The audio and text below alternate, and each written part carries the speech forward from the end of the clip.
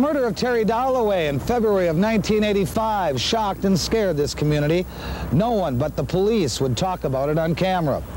Terry was 24 years old and about to graduate from college when she was kidnapped and later murdered. Our story starts with the discovery of her body in a Vernon County ditch 4 days after she disappeared.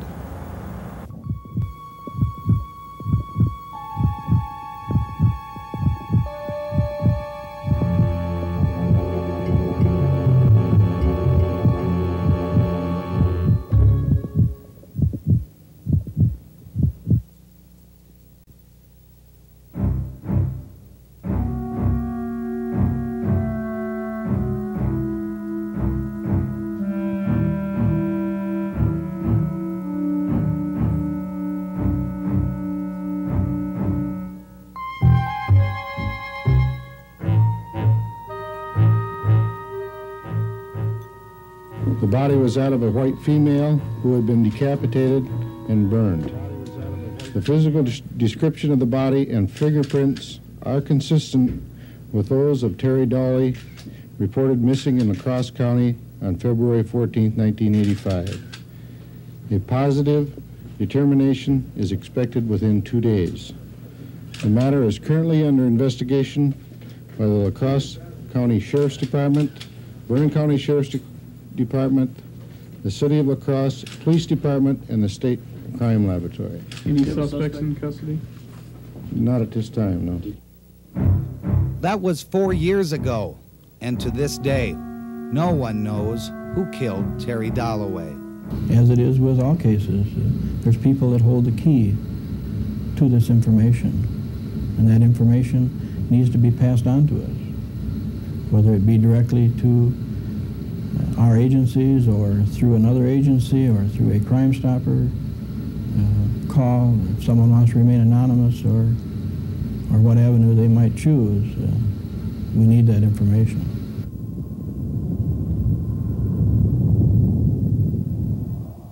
Terry was last seen alive during the early morning hours of February 14th, 1985. It was Valentine's Day. Terry had worked late. Her fiancé, Russell Lee, was waiting for her when she got home. She returned home at approximately 1 o'clock a.m. in the morning. Her boyfriend, Russell Lee, was to go to work on third shift at his place of employment. And he did not have an automobile at that time, so when she got home from work, then he took her car and went to work. So Russell Lee was the last person to see Terry Dolowy alive, as our investigation reveals. I gotta go. Dinner in the oven.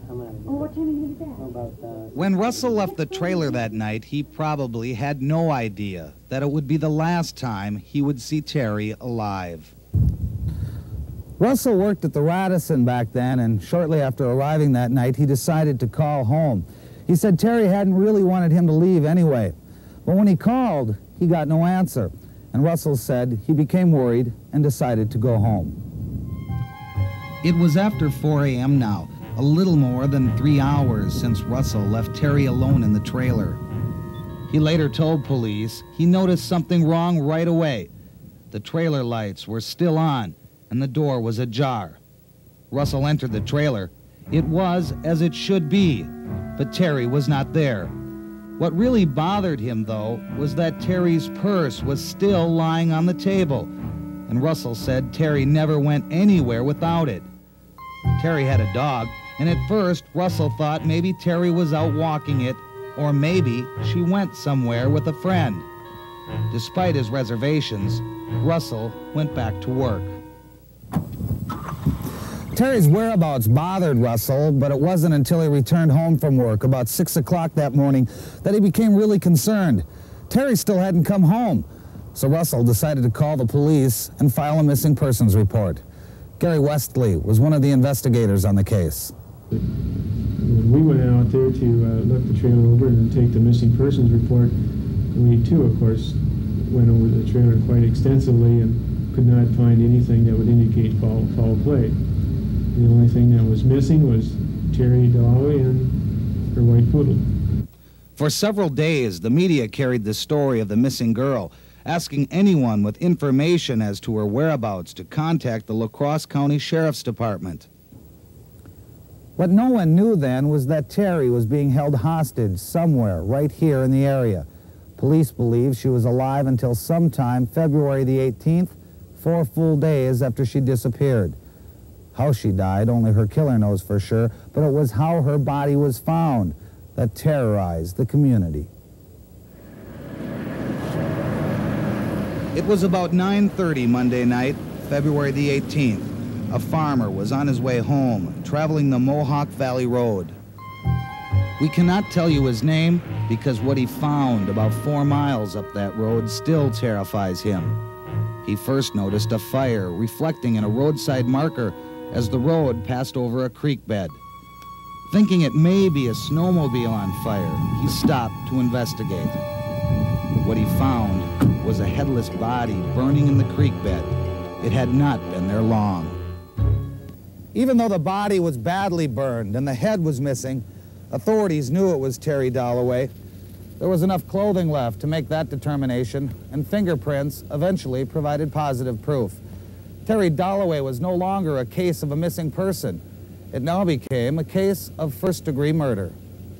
Terry's fiancé, Russell Lee, was the first one questioned. Much was made of his gambling debts, and speculation still exists that Terry was killed in retaliation for them. Well, I think a lot of this information came from affidavits that were filed with the court early on in the investigation. Information was not readily available to all the agencies reporting this particular crime, and I think to a certain extent a lot of that was overplayed.